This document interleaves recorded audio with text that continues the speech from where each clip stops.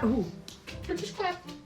Sorry I couldn't be there in person today, Mary, but I trust that you're going to make a supreme sponge cake. I've never made one before, so you're going to instruct me, is that correct? That sounds wonderful. Oh, this is going to be great.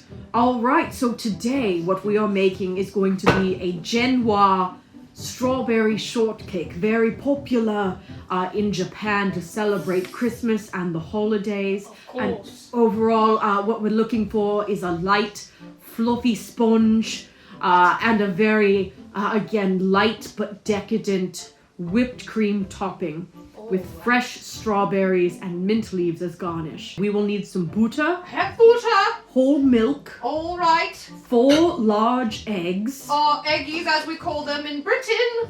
sugar, Sugar. cake flour, I have flour. some shortening or cooking spray, All right. water, water, Yeah, you said water already. I know you love it. water, Water? Oh, water. Okay, yes. heavy whipping cream, which should stay in the fridge for a little bit. Oh, okay, Paul.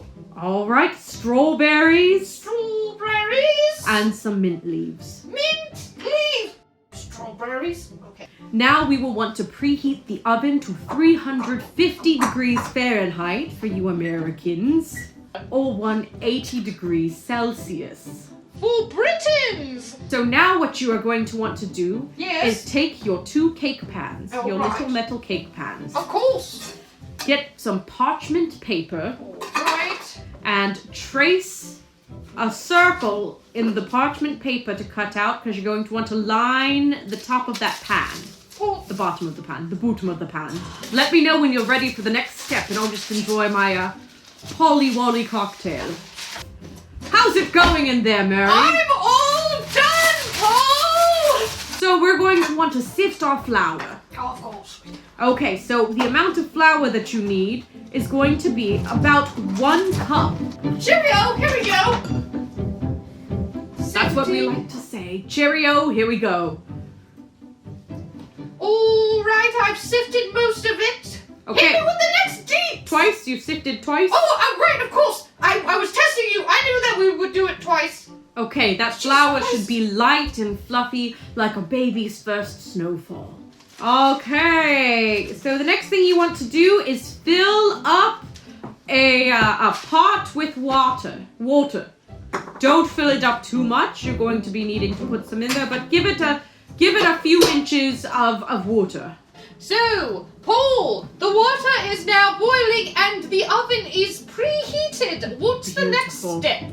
Okay, so the next thing we're going to want to do is to take 3 tablespoons of butter. All right, butter. Room temperature butter. Unsalted is preferable, but I believe you only have salted in the house, and that will do just fine too. You said, wait, what do you know is in my house? How do you know that? I don't know anything. Paul? Paul, you'll want to take a glass or ceramic bowl, or metal will be fine too. Whichever bowl, not the bowl for the KitchenAid mixer, and take 3 tablespoons of butter. Yes. And melt it over that steaming water.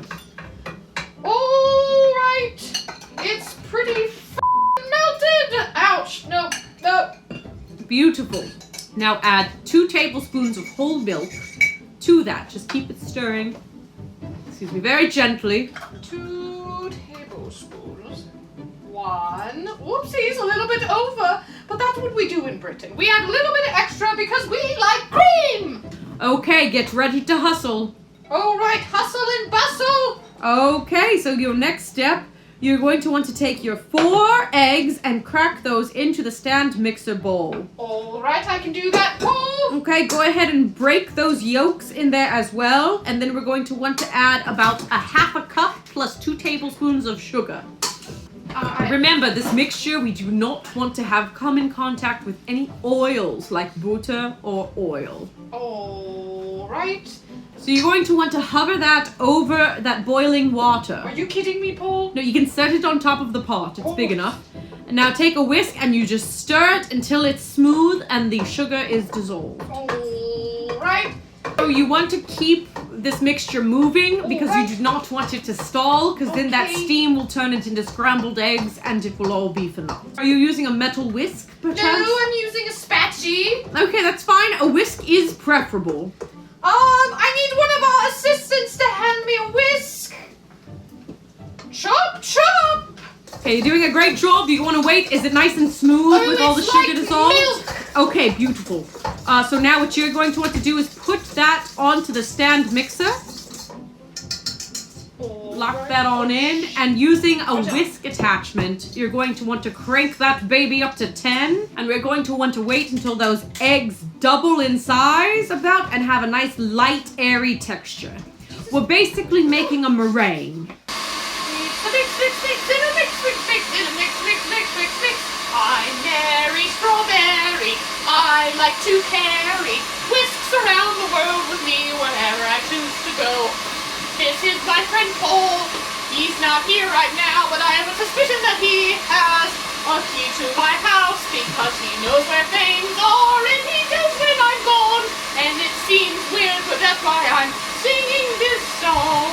My name is Haul Polywood, and I'm here to say I like to make sure my friend Mary stays real safe. I've installed a home security system to her house, and if someone breaks in, I will shoot them with a mouse.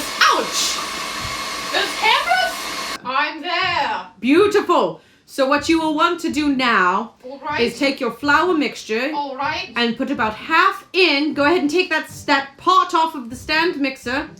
And you'll want to gently fold it in. You want to make sure that it does not lose its fluffiness as you are adding in the flour slowly. Take about a spatula's worth, or maybe a little, couple tablespoons of that batter you're stirring right now. And in a moment, you'll want to mix it in with your milk and butter mixture that you had earlier. The whole flour mixture? Slowly, yes. And again, keep stirring it as you go as well. Oh dear. To incorporate it well. As soon as we're done, we're pouring this into those pans and sticking it in the oven. This is the most important step because if this goes wrong, it could all deflate and then you end up with about a centimeter thick sponge that's Jesus just this Christ. dense, mochi, terrible, eggy omelet. No pressure though! Did you see my buttercream ducky? I haven't found him lately. I don't know what you're talking about, Paul. Alright, I am now on to the step where I pour it into the pans. Okay, wonderful. So again, pour it in from the center. Make sure it's nice and even. And then again, if you have any left over, that should go kind of around the edges, filling in any negative space. So we have a good even sponge. Then immediately pop those babies in the oven, which should be preheated by now. And we're going to wait about 23 to 25 minutes. Oh, into the oven it goes! And now we wait! Alright, the timer went off. Our cakes look golden and like they might be done. Perfect, perfect. So the first thing you're going to want to do when you take the cakes out of the oven is drop them on a surface so that the cakes stop like shrinking. Yes, just drop it onto a hard surface. Alright, Paul, you told me to. Alright. All right, now you'll want to take a knife and just run it around the edges Of course. of each pan. It should be pretty good. Like that, what I did? I don't You can- see you, but sure. Alright, Paul, we know you have cameras in the house. Just admit to it. Tell me, does it look right? It looks perfect, Mary. Excellent. That looks like a great sponge. It's a good sponge. What we will want to do now is make our whipped cream. So one way we could do this is we could go ahead and take our stainless steel KitchenAid bowl Alright, yes, the bowl. and I have place it in an ice bath. in an ice bath. Indeed. Alright. So we just want to chill and lower the temperature of our mixing bowl. So we'll just let that relax over there for just a moment. Alright. In the meanwhile, what we want to do is make a simple syrup. Okay, So I take that. a very small microwave-safe container and put in about 3 tablespoons of sugar and 3 tablespoons of water. And we'll want to just stick it in the microwave for about a minute. Now what you'll want to do is pick out the strawberries that you want to use and lightly rinse them. What we want to do is make sure that they're not too wet as to invite mold to the party. Any slightly funky looking strawberries, you can slice them up and use them for our middle filling. All right, now we're ready to make our whipped cream topping. Excellent. What we will want to do is take out a pint of heavy whipping cream. Okay. And again, about 3 tablespoons of sugar. What we are going to do is combine these in our mixer All right. on a medium to high speed and just let that baby do its thing. So how much whipping cream? A full pint. It's me! This baby. Whipped cream! Perfect. Now we can go ahead and check on that cake that we threw in the blast chiller. If you don't have one at home, you should buy a blast chiller. Sometimes they come attached to regular chillers. All right. Okay, so now we will want to cut that cake in half. Go ahead and take that simple syrup, sugar water mixture from the microwave. Yes. And just brush it onto the dry parts of the cake to make sure it stays nice and moist. All right. And what we're looking for is a nice smooth layer of whipped cream Okay. and berries. You're doing an excellent job. I know, Paul. I'm very berry. Snip, snip. Snip, snip, fall in love. Snip, snip. Our favorite show. It's, yes. All right. Yes, I've got my strawberries all down. Perfect. Now put the top on or put another layer. It is up to you at this point. The world is your oyster. I'll put a little layer on top. Perfect.